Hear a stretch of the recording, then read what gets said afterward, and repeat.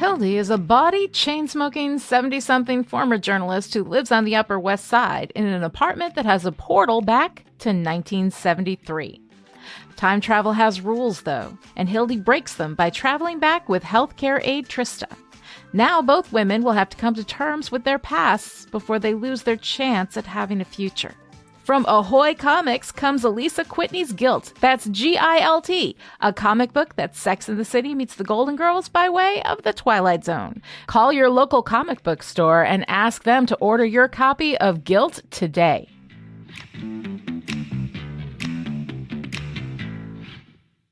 Welcome to Endless, a Sandman podcast from Chipperish Media. I'm writer, erstwhile DC Comics editor, and disembodied refugee Alisa Whitney. And I'm story expert and daughter of Lilith, Lani Diane Rich. Today on Endless, we're going to be talking about Season of Mist Chapter 2, Issue 23 from the Sandman comic book series. Season of Mist Chapter 2 was written by Neil Gaiman, drawn by Kelly Jones and Malcolm Jones III, colored by Danny Vazzo, and lettered by Todd Klein. This issue was edited by Karen Berger, assisted by Tom Pyre, cover by Dave McKean. I could stay here, abandon my quest, hang forever in the void, safe and cold and alone. No, we do as we must do. Time to wake up.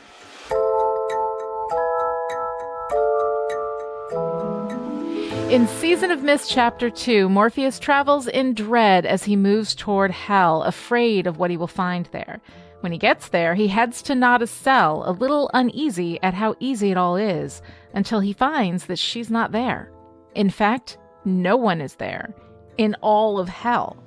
He finds Lucifer, who is acting like an old security guard closing things up for the night. Lucifer is quitting, closing up hell, and getting the hell out of Dodge. Morpheus is surprised, but goes with Lucifer as Lucifer makes his rounds, releasing the last stubborn humans who refuse to end their torment, and the last demons who refuse to accept that Lucifer is just quitting and that's it. As the final to-do on his list, he asks Morpheus to cut off his wings. As Morpheus does this favor for Lucifer, he asks about Nada, and Lucifer says he has no idea where she is. Finally, Lucifer gives Morpheus the keys to an empty hell and leaves Morpheus in charge. He says he probably should say he hopes it'll bring Morpheus happiness, but he very much doubts that it will. All right, Alisa, so here we are, Chapter 2, Season of Mist. We're rocking through this story. How do you like this issue? I love the particular Neilness of this issue's approach. I was thinking that the idea of Lucifer abdicating his role and his kingdom is something that we'll discover a bit more in the notes. Another writer had the idea. It's been played with in other ways. And one can imagine how it could have been handled differently. It could have been like a big action adventure where, you got to fight the demons and fight your way through the sinners, and the good must conquer the evil with, expert fisticuffs. Yes. Or, it could be Game of Thrones, and you get all of this rivalry between the High Duke of insectivores and the, Duchess of Squiggliness. But no, instead you get this really quiet kind of dinner with Andre, but instead of two friends, you get two adversaries, and they find this weird moment of bonding as they go around locking up hell. And I just cannot think of another, particularly not another writer in comics in the 90s who would have gone so quiet and yet made it work so well. Oh my God. Yes, absolutely. I love this whole thing with my whole heart. I cannot even express to you. I love that the exact opposite of what we expected to happen happened. And yet it still escalated the story and made things worse, which is what you got to do. You have to escalate the story. So here we have Lucifer just being like, nah, man, I'm done. It's empty. It's done. Everybody's gone. And even though nature abhors a power vacuum, here we are. All of hell is just sitting there. It's vast, it's empty, it's done. And Lucifer is explaining all of this to Morpheus, where he's like, Morpheus, you're the one that broke me. You said you were coming, and I was like, that's it. I love all of that. And I love that we escalate, Morpheus' story, because he came there looking for Nada. This was supposed to be the big fight so that he could save her. Now he doesn't even know where she is. So we've ended up making it worse in that he's even further away from his goal than he was when he started, no matter how scary it was. So he trades one problem, which was fighting his way through hell and possibly being killed for it, to rescue Nada, for another problem, which is he didn't even know what he's going to have to do. He doesn't know where he's going. He doesn't know where she is. He doesn't know what's going on. And in addition to that, as if that wasn't enough, now Lucifer gives him the key to the place and says, guess what? You're a fucking problem now. I love all of this. I think it's beautiful. I love that moment where Morpheus is taking off Lucifer's wings is so visceral, and you see that pain, and you know that Lucifer isn't playing games now. He's serious. This is actually what's happening. This isn't a trickster hero kind of moment. This is actually what is happening. And it's also shocking and unexpected, and yet doesn't abandon the job of the story, which is to escalate that central narrative conflict, to keep these things moving. And in addition, where you were expecting action and adventure and fisticuffs, which are never really my favorite thing, but I live with them, instead, we get this deep philosophical treatise on roles and responsibilities and heaven and hell and all of this stuff. I know every week I say this is my favorite issue, but this may be my favorite issue. I don't know what's going to happen. If they just keep getting better like this, I'm just going to say it every week. And you were talking about the violence of cutting off the wings. Yeah. And it occurred to me that it works not just because it takes what might, whenever there's a talkie sequence, something happens that elevates it, that transforms it, that takes it into a different place. And, we're going to next probably talk about the cover and how that works as metaphor. But this is such a metaphor to me of how when we abandon or move on or transition, however we do from one role, it changes the very essence of who we are. And I know this is weird, but I find myself thinking about menopause, when you go out of that phase of being a mother or even a potential biological mother, if that's something that happens to you, it's this weird seismic change in your body with hot flashes, which I'm still having. And, and so in some way, just as Lucifer was transformed from an angel with feathery wings, he's again being violently transformed. Yeah, no. And I mean, yes, so much of identity comes from what we do and the service that we provide, be it with our job, be it as a parent or whatever, and when there is a physical change that marks that transition out of that identity, as with us with menopause and as with Lucifer with the removal of these wings, this violent, bloody, painful removal of his wings, that transformation is so marked and in itself violent, even though this isn't an act of violence, this is an act of friendship. Dare I say it? It's so strange and weird and wonderful, and I love it. But yeah, let's go ahead and get into the cover now, because I have access to two distinct covers here. There is kind of a simpler, flatter version in the Kindle. My box set, my physical box set of these is on back order. I am awaiting it's been weeks and I'm okay, but I'm really looking forward to getting that. But I also have the dust covers from Dave McKean's dust covers book. But I'm gonna go with the ones that's not in the Kindle version, but it's in the dust covers book. If you have the Kindle version, I recommend just go online, do a search, see. But there's so many beautiful things in this cover. I would hate for people to miss it. What we are getting with each of these chapters too is that instead of we had titles for issues back. It was the collectors. It was 24 hours. It was passengers, right? So we had titles for all of the issues. This time in Season of Mist in this volume, it's just chapter 1, prologue, chapter 1, chapter 2, right? They're not as descriptive, but what we are getting now is this summary text. And for this issue, it's in which the Lord of Dreams returns to hell in his confrontation with the Lord of that realm, in which a number of doors are closed for the last time, and concerning the strange disposition of a knife and a key. I love that old-timey, kind of a story summary, which makes the storytelling itself its own meta aesthetic, right?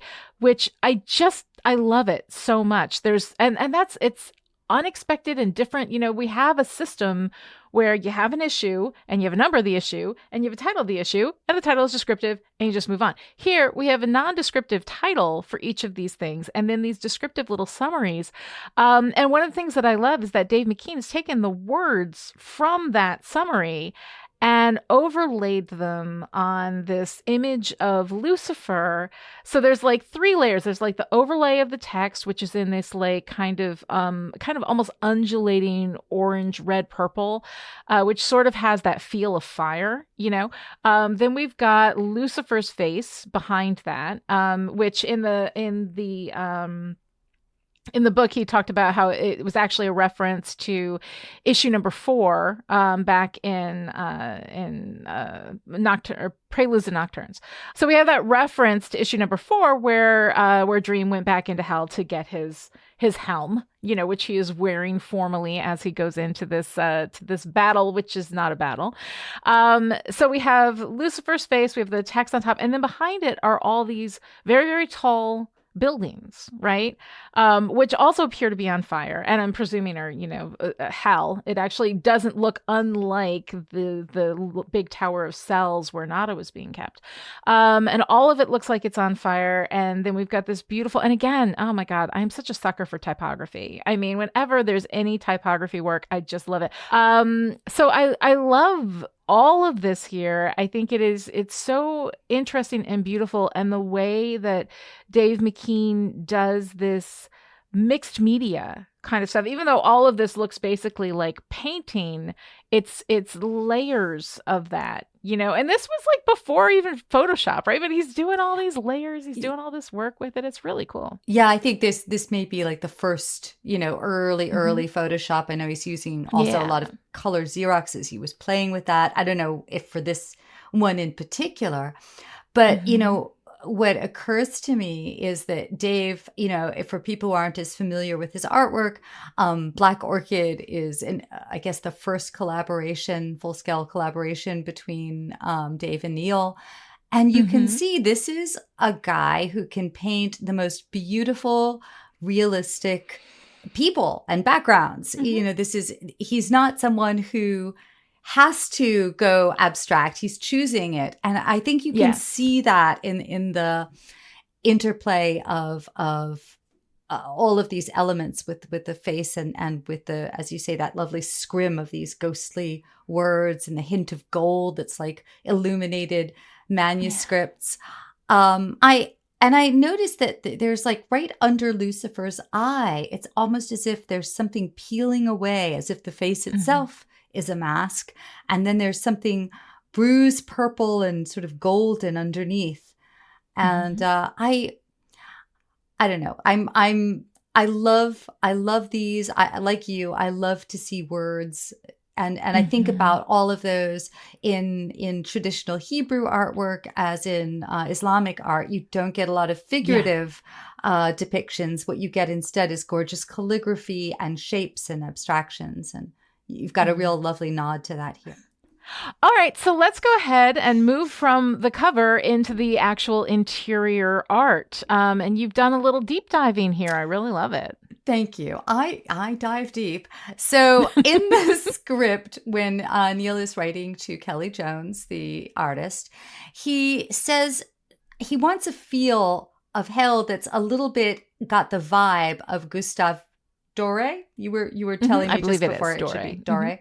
But I'm going to call him Gustave because I feel insecure. Yeah.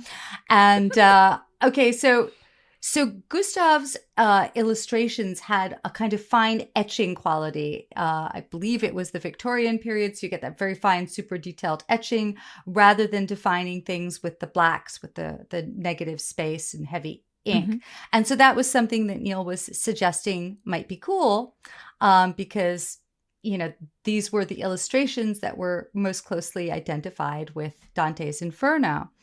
And I found this lovely little piece from some art history description online characterized by an eclectic mix of Michelangelo-esque nudes, northern traditions of sublime landscape, and elements of popular culture. Doré's Dante illustrations were considered among his crowning achievements. And in 1861, one critic wrote, "We are inclined to believe that the conception and the interpretation come from the same source, that Dante and Gustave Doré are communicating by occult and solemn conversations the secret of this hell plowed by their souls, traveled, explored by them in every sense."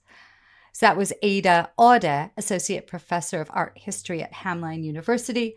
I just loved it because that collaboration between artist and poet, artist and writer, I think is a little bit similar to what we get here, where there's this really wonderful and maybe not definitive in the same way, but certainly when you're thinking about what hell looks like, I think this is definitely there in the canon now. Oh, yeah, absolutely. And Doré really is perfect. And when you see the ways in which the tower where Nada was being kept, it felt like it was made of bone. It does have a very Doré kind of feel to it. I really, really love that. All right, so we've got some other things to talk about. Now that we talked about the art, let's go ahead and move into the story. And you've got some interesting things to say about fame and kings and shadow selves. So I was doing one of those things that you do in the never-ending pandemic. I was thinking, God, I wish I could go somewhere for like a transformative workshop. And I'm looking at things, and there was one workshop that was about shadow selves and fame and how we tend to project in both positive and negative ways onto famous characters and onto monarchs.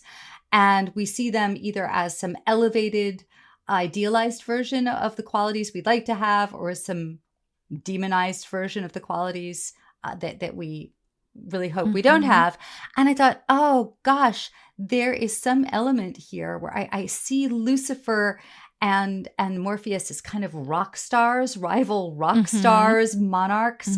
And in their talking, I think that part of what makes it interesting and perhaps felt is it doesn't just feel like an abstract discussion of monarchs and their responsibilities written by, some guy in his 20s who was, up late with a cold and a headache and had nothing to do with such things.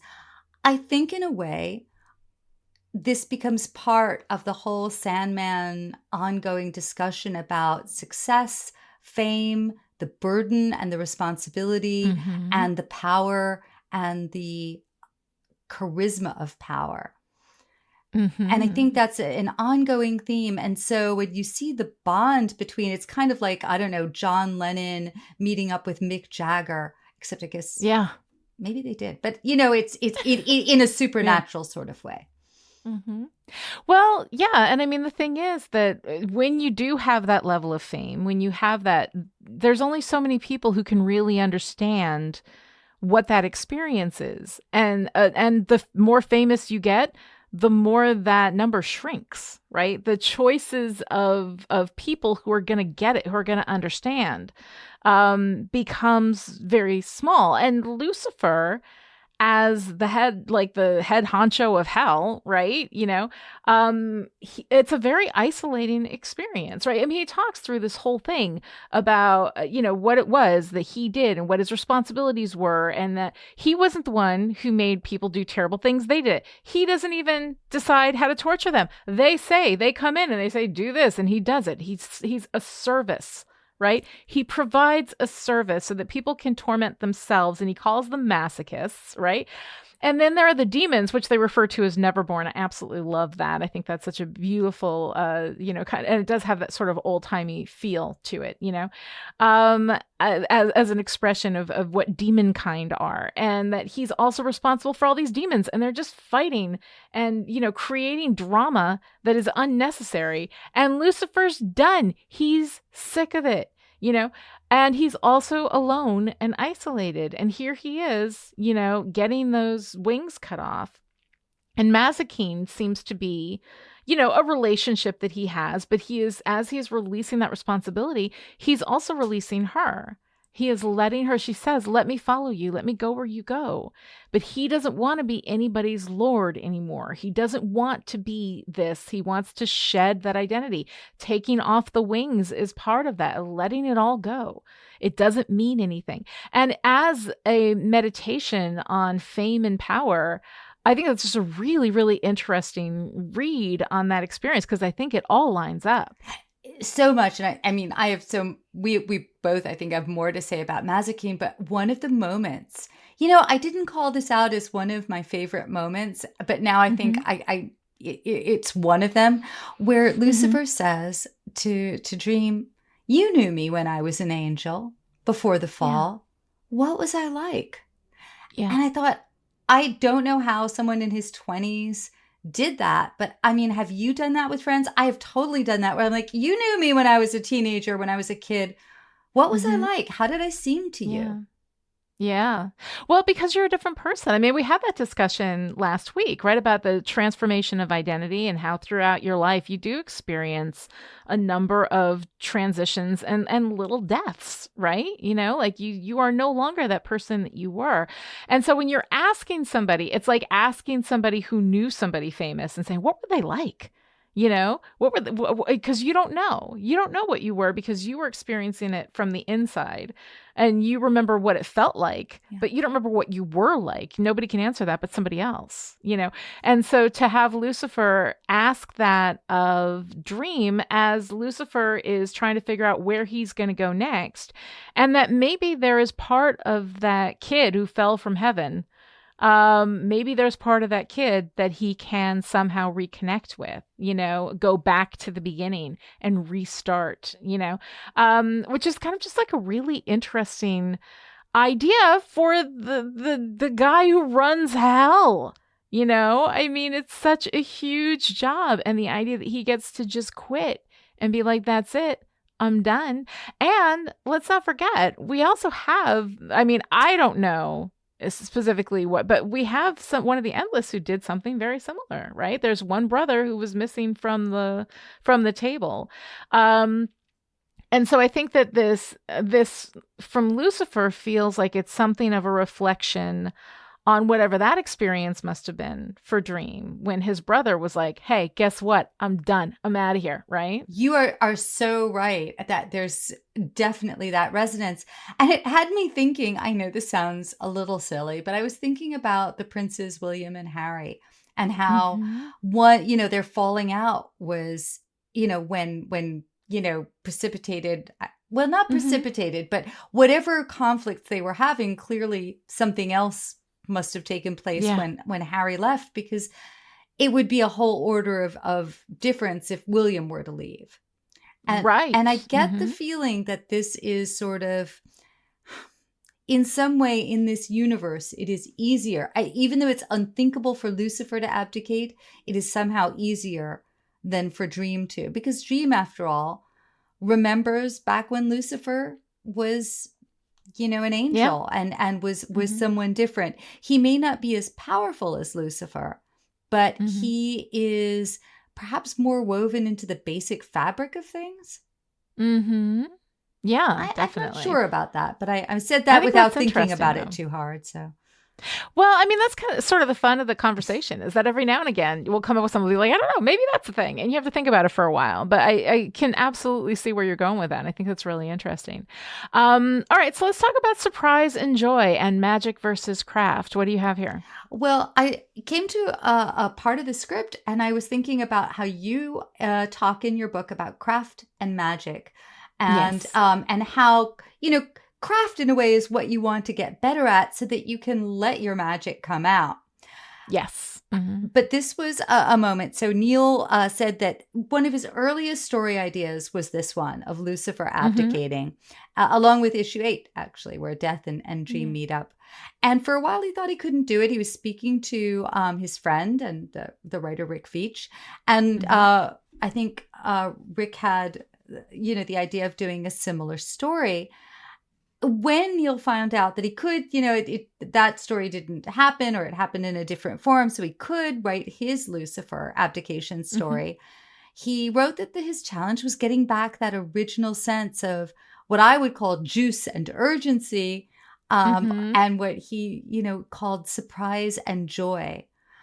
So I just love knowing the human side that, he was starting to write this and thinking, oh God, did I suck all of the juice out of this, at some earlier point? Yeah. I mean, I definitely think he did get it back, but it's, I think that it's useful for writers to know that these are fears that, have afflicted all, writers since the beginning since Lucifer was still on the throne.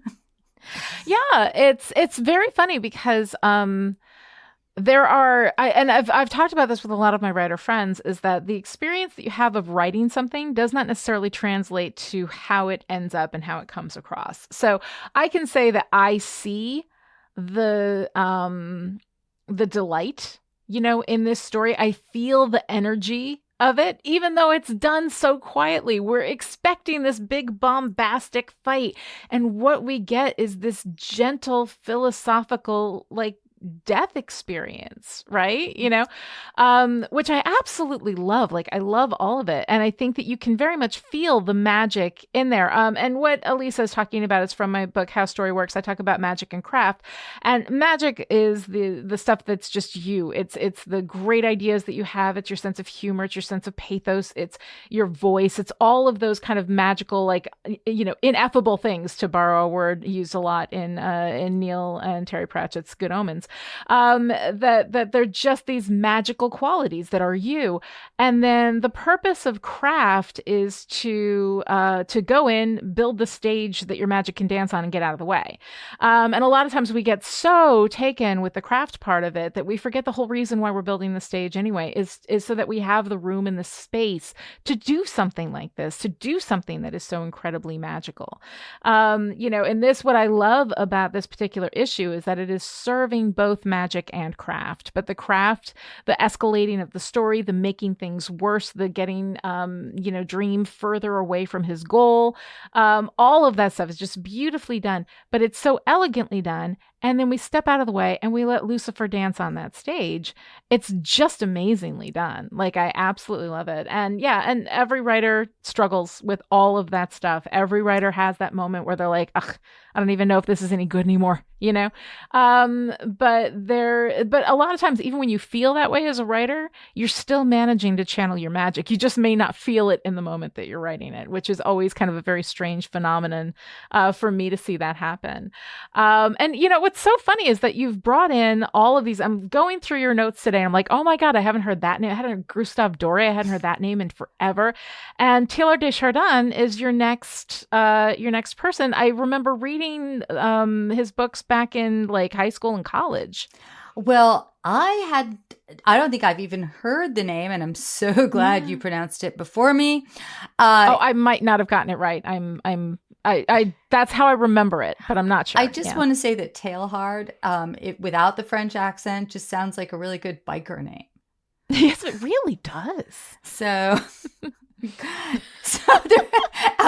anyway, my mind just went to a really weird place for a moment. I'm not even going to tell you the image that came to me because this guy's a Jesuit.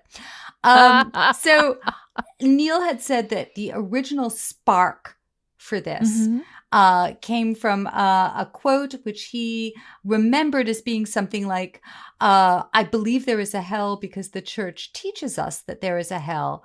I do not have to believe that there is anyone there.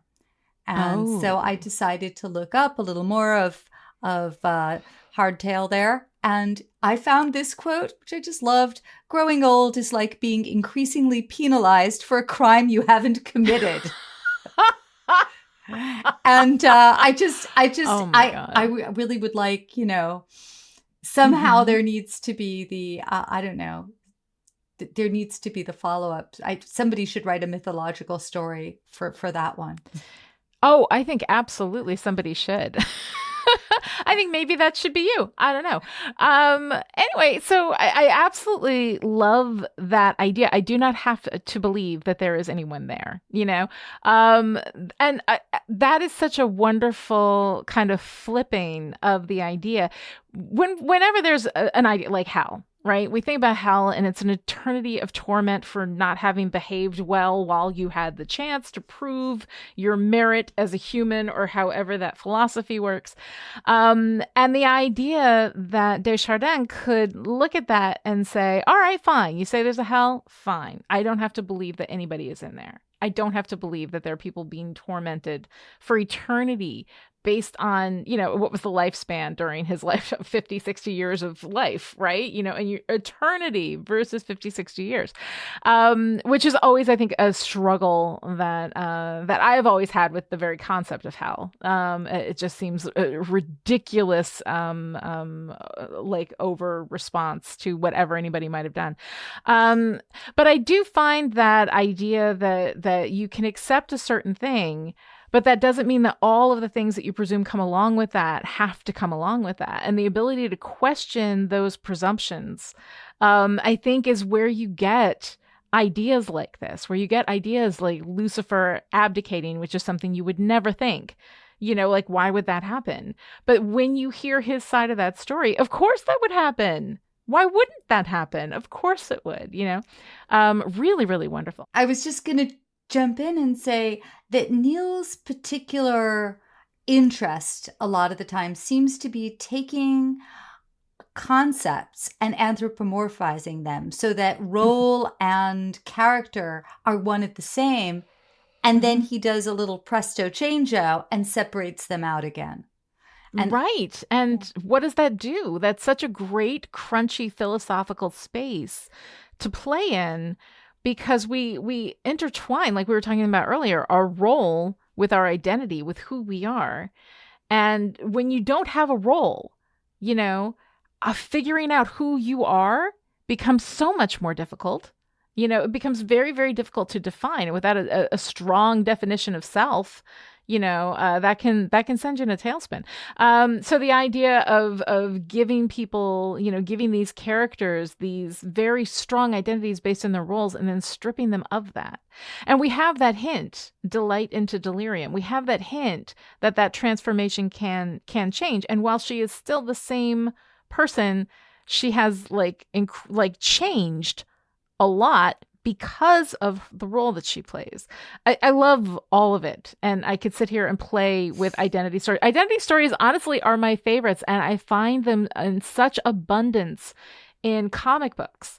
And I just absolutely love playing around with all, when you get into superheroes, and again, like role and identity become a thing.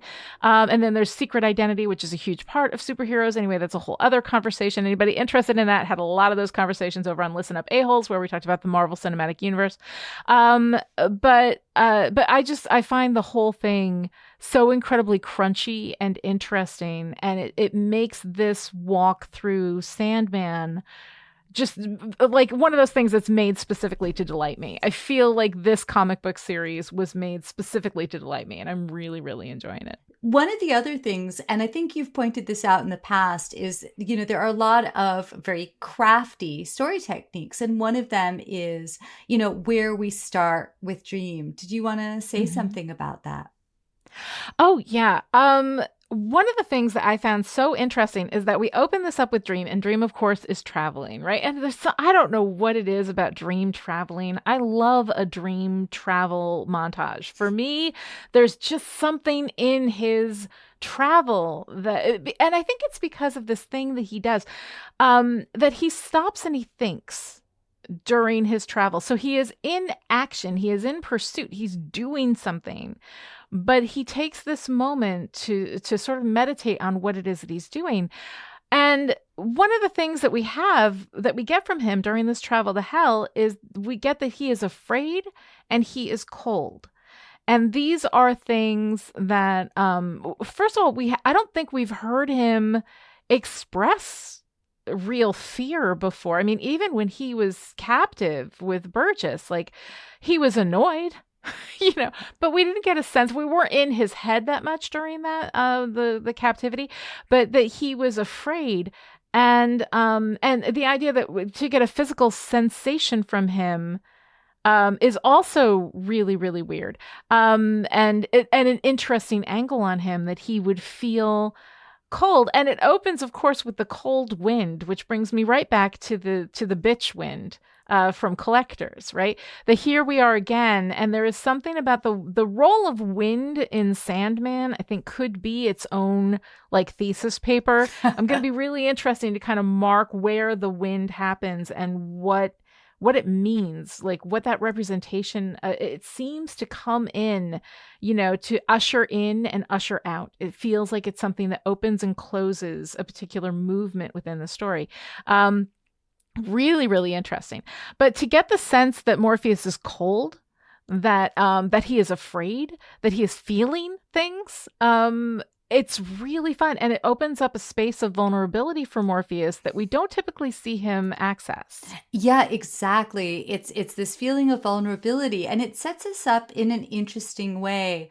Anyone who's done acting knows that in any scene, one of the questions you ask is, what is my status relative to the status of the person in the scene with me or the people in the scene? And, we have really never seen Dream take anything but high status. I think the only time he hasn't has been with Death, and in that last sequence with where he meets with Hob, where he's more as an equal. And so here he is, and he's definitely feeling like he's on the back foot with Lucifer. Yeah, which is really great. And then we move into Lucifer, and we've talked about this a bit, but like I actually, when I was reading this, was reading, Lucifer's midlife crisis, right? And it's so fun. We go into this expecting this one thing, but he is at this place where he is, what was I like when I was 20? What was I like before I fell? Who am I? And we have these really wonderful moments. I love this where he's talking about before he fell, and he says, I cared about so many things. I cared so deeply back then in the cold at the beginning. And once again, we are starting in cold. In the cold at the beginning of things, I suppose that's why everything began to go wrong. That his deep caring is what made everything go wrong. And Lucifer, who has been, he has fallen from heaven, right? He is into hell. He is running hell. He is the head honcho of hell. And yet he doesn't look at it as his ascension to being the second most powerful being in the universe, which it's him, and God is the only one more powerful than him, as we've seen in the text. He doesn't look at that as like, hey, this is pretty awesome for me. He has all this power, all this fame, all this responsibility. The only person more powerful in the universe is God. And yet to him, it was when things went wrong. That was when if he had his choice, would be an angel still, would not have fallen. And I love that moment, that sense of regret. I thought I was rebelling. I thought I was defying his rule. No, I was merely fulfilling another tiny segment of his great and powerful plan. Which is so interesting because here he was, he had a sense of his own identity as being the one that stood up to God, that gave God the what for, right? And now he's like, no, this was planned all along. I'm just a puppet. He made this happen to me. Like, he is having this midlife moment where you look back and realize that all of the narratives that you believed in were not actually real, were not actually true. And as soon as the narrative changes, like a story is a series of events, a narrative is the meaning that we give to that series of events. You can have a series of events stay exactly the same. And as soon as you change the meaning, as soon as you change the narrative and the way that you understand that, everything is completely different. The world completely changes, which once again, let me talk about the power of story. Unbelievable. So here we see Lucifer going through this midlife narrative shift where he is seeing things as not being what he had thought originally they were.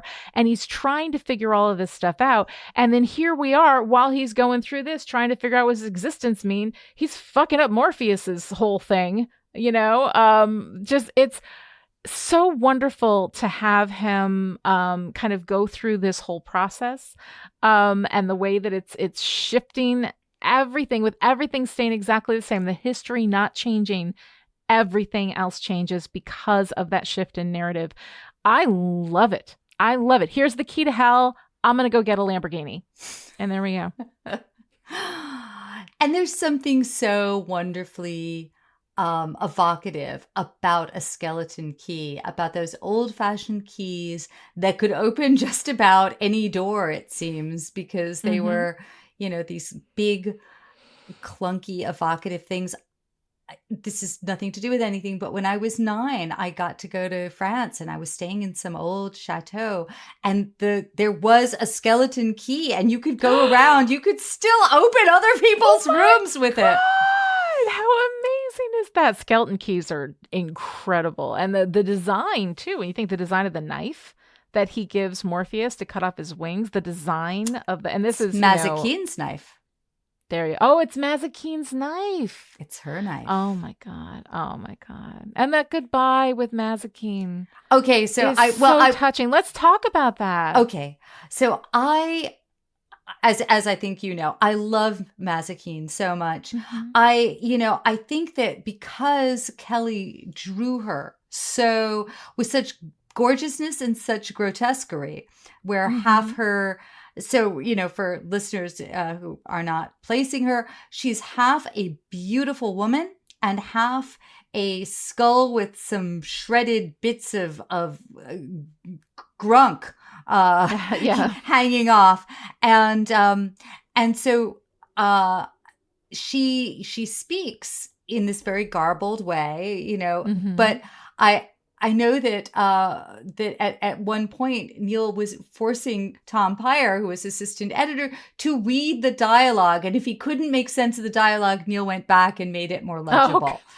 But yes, I love her, and I love that moment where Lucifer calls her. She says, I won't leave her, Lucifer, and hear my word, and and Lucifer says, give me your knife, and he pulls her into him with one hand, and it is, and I'm a romance person, it is the kiss you or kill you trope. You think, is he gonna kill her with her own knife because she won't leave?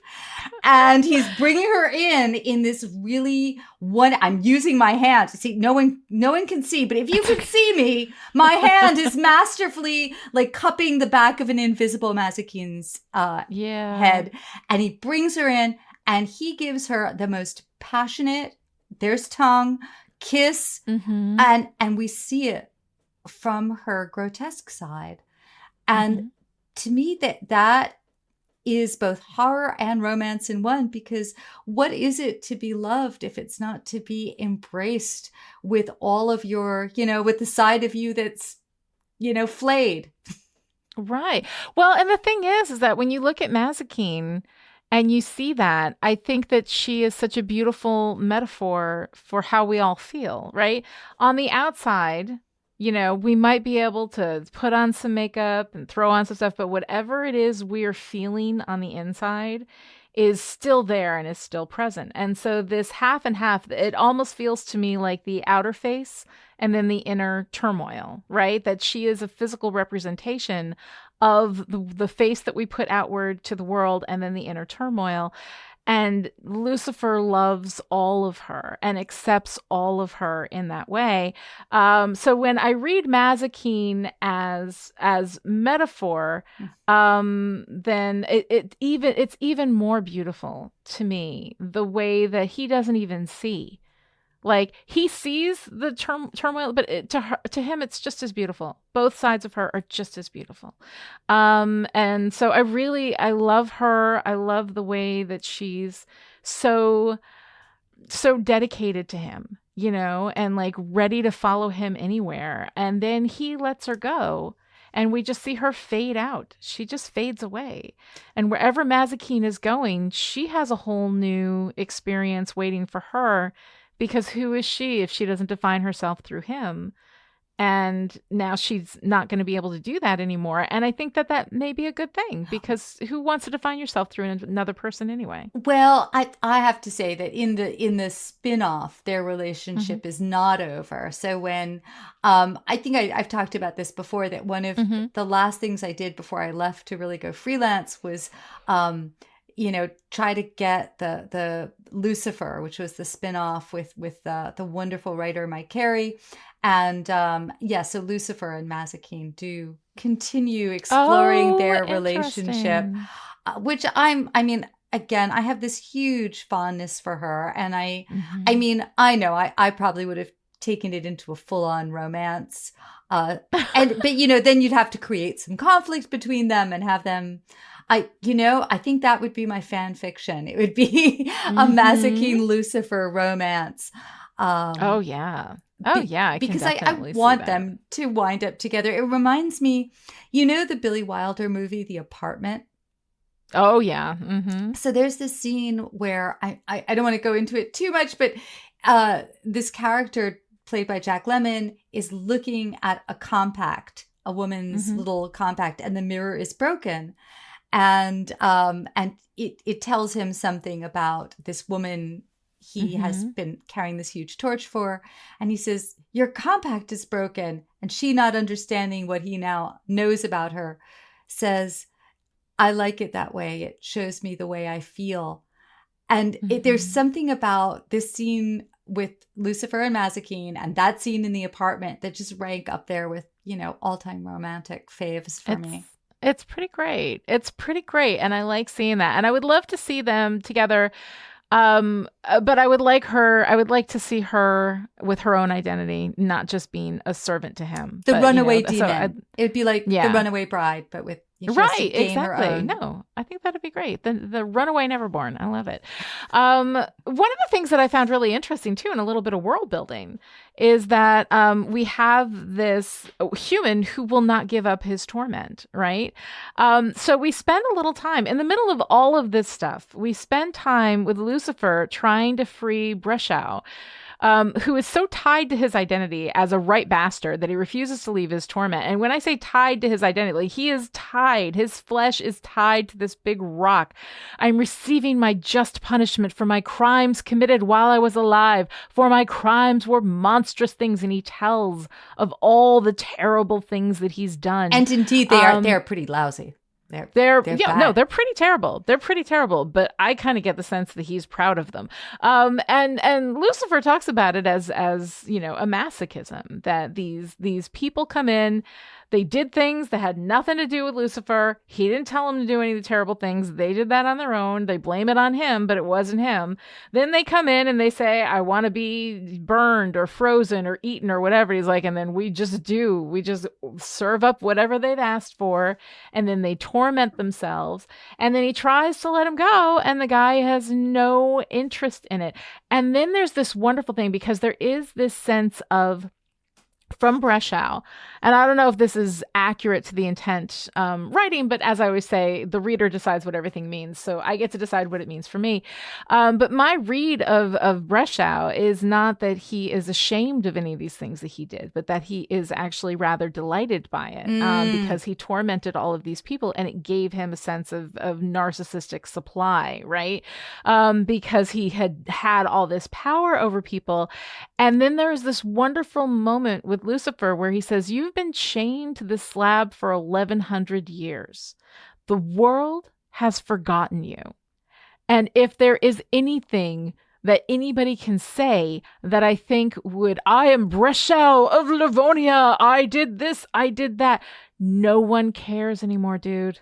It's done. You tried to get this immortality. I felt like Breslau was trying to get this immortality by doing these terrible things, and it didn't work, because everybody that you had killed would have been long dead by now anyway, so it's all out in the wash, and everybody else has moved on, and here you are. I am Breslau Livonia. Nobody cares, dude.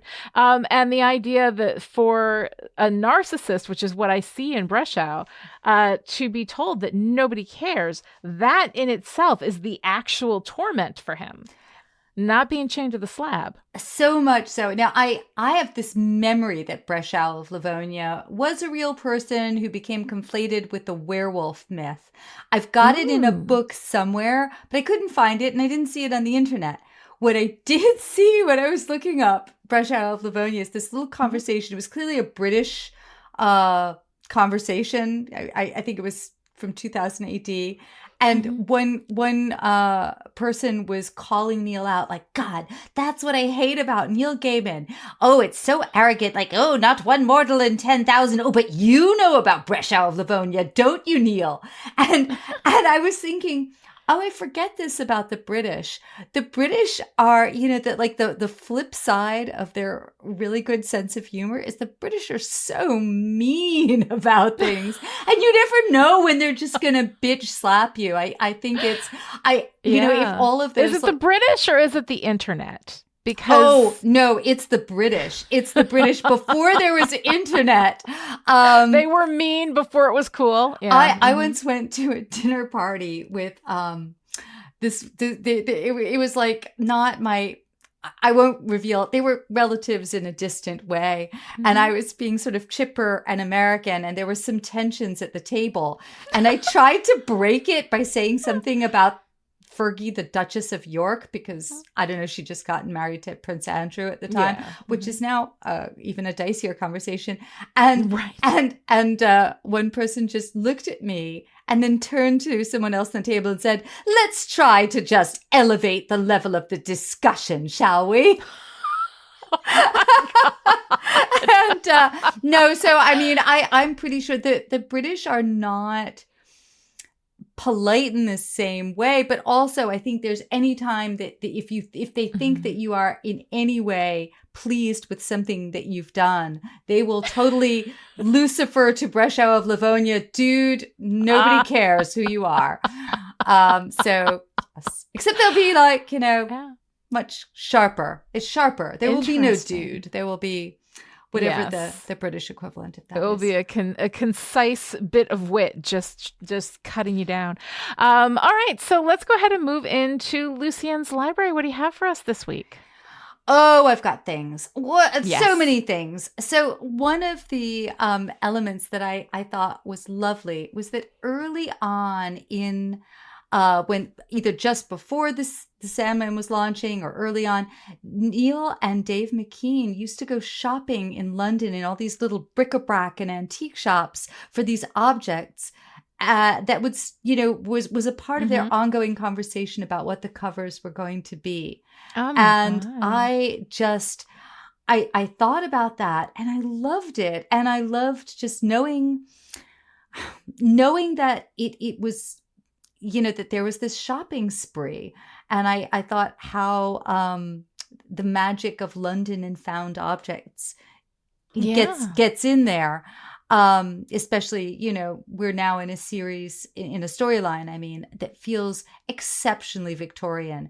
And it occurred to me that Victorian antiques and tidbits are so prevalent in England and in London shops. It's really not hard to find relics from that time and fairly inexpensive mugs and, lockets with deceased people's hair and whatever you like. So I don't really have anywhere to go with that, except I just thought it was cool.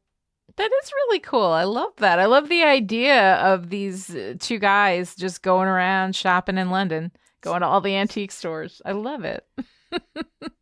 So my next little tidbit is I realized that in this issue's script, Neil talks about himself being a night writer, that he, really gets going around midnight. He barely ever sees mornings. The only time he can work in the daytime is when writing is going exceptionally well. I am 99% sure that changed. I remember also being a night writer, and I remember thinking of it when I was younger as time outside of time. No one's going to bother me, and I will just write. Right. But like so many of us, my energy levels are now different, and I'm a morning writer, although morning gets earlier and earlier. But it was occurring to me that this was part of how I ended up encountering Neil. Oh, wait, here's the quote. "I'm a late night writer, really. Late at night writer. Some people are daytime writers. Some people are morning writers, and I don't understand them at all. Some days I miss mornings completely. Most other days I'm useless. I blink at letters, wander around like a ghost, gradually gear up to doing things in the afternoon, and really start writing around midnight." And I was thinking, okay, so I was an assistant editor and I was doing things all day long. And then somewhere between 5, 6 o'clock, I would be doing the stuff that wasn't so time sensitive. Yeah. That was right around the time when Neil was just getting started with work. So he would call, the office was emptying out. And that was how we started having conversations that were not just, in the beginning, it was just, you need to remember this, you need to do that. Mm-hmm. And then it became these conversations about writing and whatever the content of the script was. And I think it was just an interesting moment in time that across all of this space, we were connecting because of schedule in part. So, yeah. Oh, that's very cool. I love this idea too. One of the things that when I talk to writers is writers, especially writers who are just starting out, will often look at whatever it is that they are and then think they should be something else. Like if they're a night writer, they want to be a morning writer. If they're a morning writer, they want to be a night writer. If they're a plotter, they want to be a pantser. If they're a pantser, they think they should be a plotter. It's this whole thing. And one of the hardest lessons to learn, I think, as a creative person, is that there is a natural hum. There is a natural time of day. There is a natural way of doing things that you are aligned to, that your existence, your creative existence is just aligned to it. And you should never fight it. You should always roll with that energy and let it be. If it's midnight, then it's midnight. Fine. Figure it out. It's okay. If whatever your time of day is, build your existence around that time of day, around that experience, around the way that you work. Because the thing is that you've only got so much energy. And if you roll in the direction of your energy, you're going to be able to get so much more done. If you fight your natural energy, you're just draining that pool. Yes. So that you don't have it to work with. So I love this idea. And I love too where he's like, some people are morning writers, some people are daytime writers. I don't understand these people. But you see, I think it changes after Wingopause. Yeah, right. I absolutely know what the title of this episode is going to be, and I am so excited about naming that. From Wingopause, absolutely. I'm always I've always been a daytime person. I'm always better in the mornings. My best time is from like 8 to 11 in the mornings. Those are my prime hours, and then after 2:30, that's it. I'm done with the day. So I've got to get everything done in the early part. But it's just the way that you are is the way that you are. And by all means, accept it, work with it, don't fight it, honor it. It's a good thing. Whatever it is that you are is the perfect way that you are supposed to be. But I think that we spend so much time, and this may be an American culture thing, I'm not really sure, but we spend so much time presuming that whatever it is we are is somehow wrong, and that we should be whatever the other person is. And that is absolutely not the case. So one of the biggest magical things that you can do for yourself, I think, as a creative person is find out who you are, know that, accept that, and honor it. That is the best thing that you can do. You're going to be able to get so much more done. Yeah, absolutely. Well, my last little tidbit that I lay at your feet like a cat with a mouse I love head. it. You're like a magpie. You just bring me all these little glittery gifts every Lucien's library. I love like it. that better than mouse head, actually. Okay, so Neil mentions that he was watching things on TV, to which I say I can't understand how. I cannot even listen to music with words, but he was watching Excalibur on a small desktop TV. I looked it up. That was 1981. And he was thinking of doing his own take. And then I guess he wasn't that into Excalibur. He changed channels and discovered what he called a mini documentary about sadomasochism filled with people I know. So there was Clive Barker, Donna, and then he says Donna will turn up in Sandman. So I guess this was maybe someone who inspired the character of Donna. And a young lady who works under the trade name of Mistress Raven. And then he was talking about how he knew Mistress Raven when she was sort of this cheerful New Zealander and was dating someone else. And I was thinking, I love that. Yeah. But just flipping through TV and happened to see a whole bunch of there's Clive Barker and sadomasochists. Mistress Raven.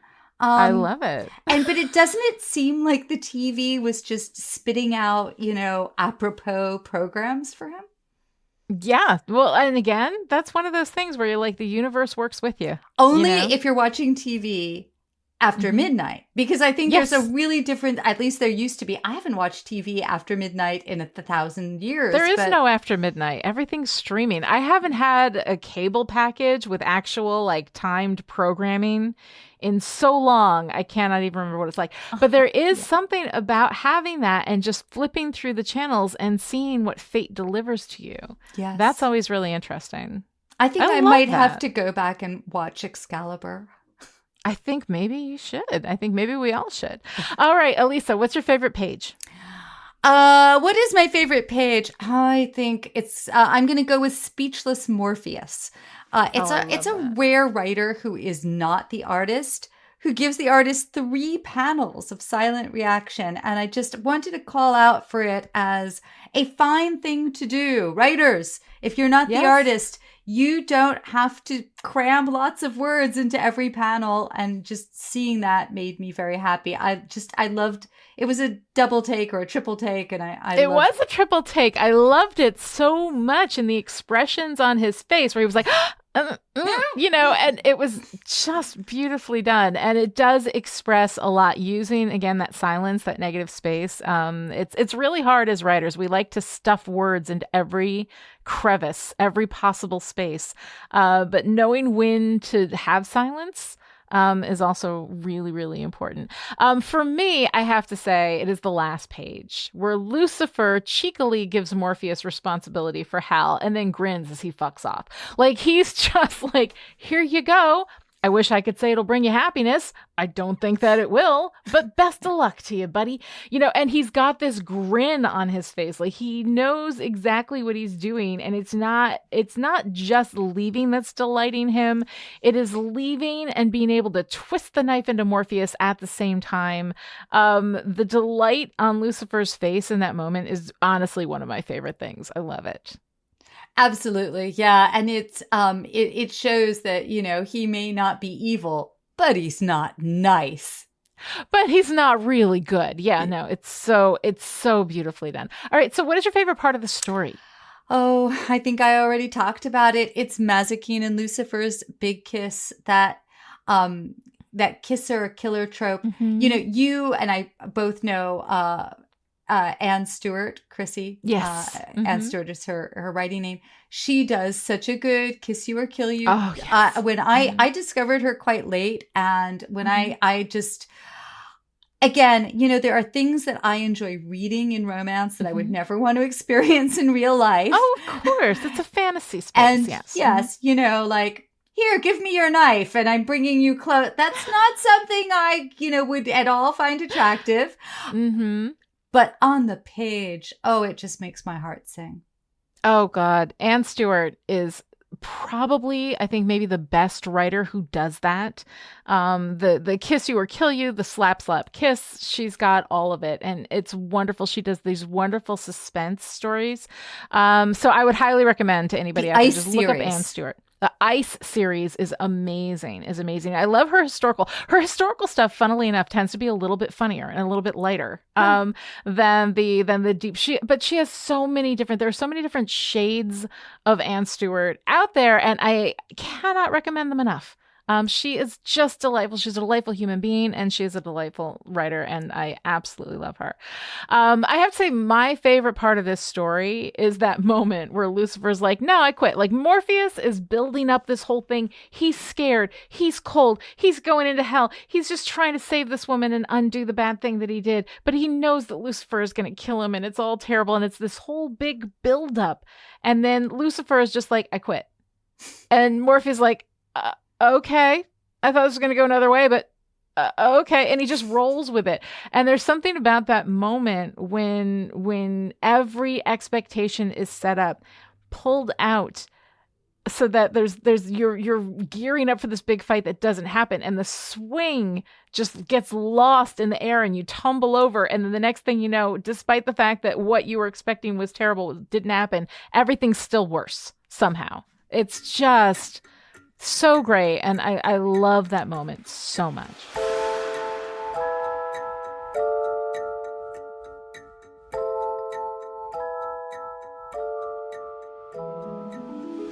If you enjoyed this conversation and would like to join in, connect with the show on Twitter. Follow @Chipperish and use the hashtag #EndlessPodcast. Or send your comments or questions to endless@chipperish.com.